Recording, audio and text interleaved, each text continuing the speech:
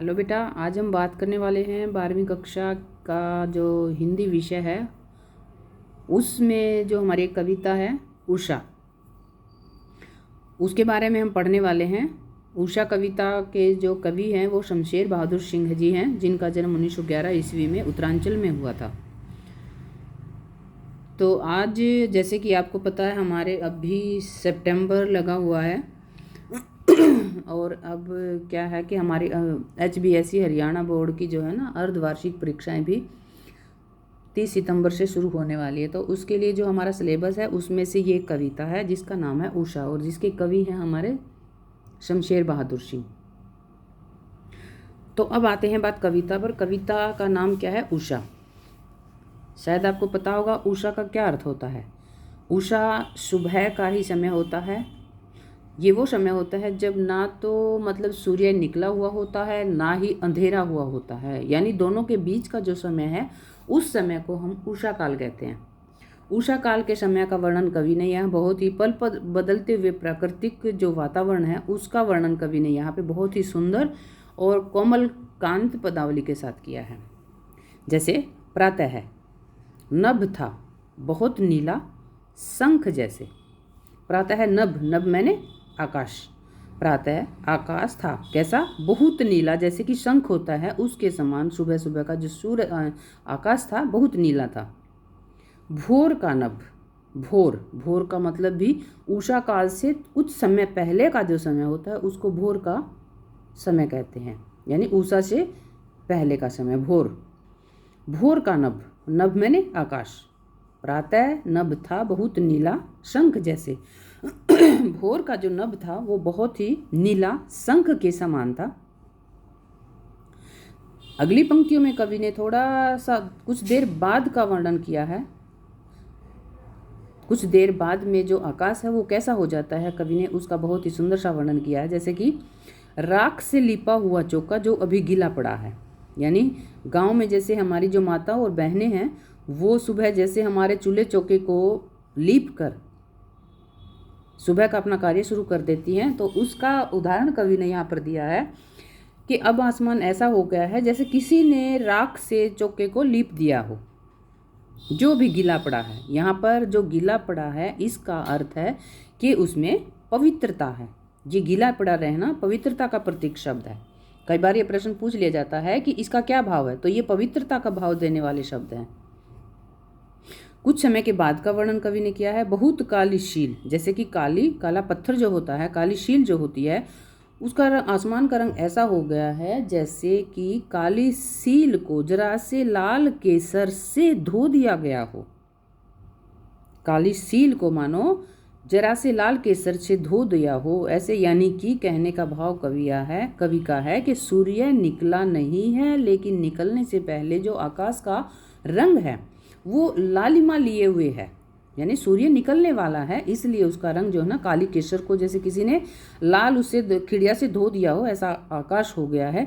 यहाँ कवि ने उसके बारे में बताया है। तो आपने देखा ये दो बातें हैं कि जैसे बहुत सुबह का जो नभ है वो कैसा है और उसके कुछ देर बाद जो है ना सूर्य निकलने वाला है, कुछ देर बाद उसके समय का वर्णन कवि ने राख से लिपे हुए चौके के समान उसकी तुलना की है। और थोड़ी सी देर बाद के समय का वर्णन कवि ने यहाँ पर ऐसे किया है कि जैसे काली सील को जरा से लाल केसर से धो दिया गया हो, यानी कि आकाश जो है ना थोड़ी सी लालिमा जैसा रंग उसका अब हो गया है। तो इस तरह से आपको ये जो कुछ पंक्तियाँ हैं ये आपको समझ में आ गई होंगी। अभी हम अगला नेक्स्ट करते हैं। हाँ तो बेटा अब हम बात करते हैं अगला पद है उसके बारे में बात करते हैं। नील जल में यानी कि हमने पीछे बात की थी दो तीन समय के बारे में कि सुबह का भोर का नभ कैसा था, उसके बाद का नभ कैसा था, फिर जो तीसरी कंडीशन थी उसमें आकाश कैसा हो गया था। तो अब हमारी उससे अगला जो समय है उसके बारे में कवि ने वर्णन किया है। कैसे? नील जल में किसी की गोर झिलमिल देह जैसे हिल रही हो। नीले जल में किसी की गोर झिलमिल देह जैसे हिल रही हो, यानी नीले जल में किसी की गौर वर्णीय महिला की बारे में ही कवि ने शायद वर्णन किया है यहाँ पर। किसी की गोर झिलमिल देह जैसे हिल रही हो, और जादू टूटता है इस उषा का, अब सूर्योदय हो रहा है। कवि ने भोर के सुबह का जो वर्णन किया था, उसके आने वाले कुछ पलों के बाद का जो समय ने कवि ने वर्णन किया है, वो किया है कि जैसे किसी की गौरवर्णीय महिला की देह हिल रही हो नीले जल में से कोई, या यूँ कह सकते हैं कि नीला जल जो है ना, उसमें से कोई गौरवर्णीय महिला नहाकर जैसे निकलती है और वो उसका शरीर हिल रहा है, आकाश अब ऐसा लग रहा है। और के बाद क्या होता है, जादू टूटता है इस उषा का, अब उषा यानी जिसका हमने वर्णन किया है, उसकी जो सुंदरता पल पल बदल रही थी ना, उसका जादू टूट गया है। क्यों टूट गया है? क्योंकि सूर्योदय हो गया है। सूर्योदय होने के बाद क्या होता है कि प्रकृति की सारी जो जितनी भी सुंदरता थी, जितने भी पल थे, पल पर बदलते पल थे, रूप थे उसके आकाश के, वो सभी खत्म हो चुके हैं, क्योंकि सूर्योदय हो चुका है। और सूर्योदय होने के बाद जैसे खुद में उसमें इतनी चमक होती है सूर्य की रोशनी में, तो हर तरह की चीज़ को वो अपने आप में ढक देती है। तो इस तरह से ये छोटी सी एक कविता थी हमारी उषा, जिसके कवि हैं शमशेर बहादुर सिंह।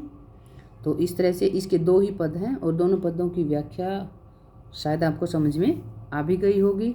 अब हम थोड़ी सी देर के लिए कुछ इनका जीवन परिचय देखेंगे, और उसके बाद हम थोड़े से वस्तुनिष्ठ प्रश्न करेंगे। तो कुछ अगर आपको कुछ कमी इसमें लगती है तो कृपया आप मुझे बता सकते हैं। हाँ, तो बेटा अब हम कर रहे हैं उषा कविता के वस्तुनिष्ठ प्रश्न, जो कि बहुत ही महत्वपूर्ण होते हैं। ये लगा लो, ये हमारी कविताओं के 8 नंबर के आते हैं। अब 40 नंबर वाले अर्धवार्षिक परीक्षा का तो पता नहीं, शायद 5 नंबर के आएंगे, लेकिन फाइनल एग्ज़ाम जो होते हैं उसमें हमारे ये 8 नंबर के आते हैं। तो 8 नंबर ये लगा लो बिल्कुल फ्री बराबर होते हैं। अगर आप थोड़ा सा कविता को ध्यान से पढ़ लो, थोड़ा सा इनका रिवाइज कर लोगे, तो आपका गारंटी की बात है, एक भी नंबर आपका नहीं कटेगा। तो सबसे पहले क्या प्रश्न है, उषा कविता के कवि कौन है? जैसे कि हमने पहले बात की है, शमशेर बहादुर सिंह। उषा दिन का कौन सा समय होता है? ये प्रभात का समय, सुबह का समय होता है। आपको ये देखना है कि जैसे इसके जो ऑप्शन हैं उनमें आपको देखना है संध्या है, मध्याह्न है और रात्रि है। तो खुद आपको आइडिया हो जाएगा, अगर आपने कविता को ध्यान से सुना है, समझा है, तो आपको पता चल जाएगा प्रभात। प्रातःकालीन नीला आकाश किसके जैसा लग रहा है? शंख के जैसा लग रहा है। प्रातःकालीन नीला आकाश जो है ना, वो शंख के समान है। कवि ने राख से लिपा हुआ चौका किसे कहा है? भोर के नभ को। ध्यान देना, हमने कविता में क्या पढ़ा है, ये नहीं कहोगे कि भोर के तारे को, भोर की वायु को, भोर के नभ को, भोर की किरण को।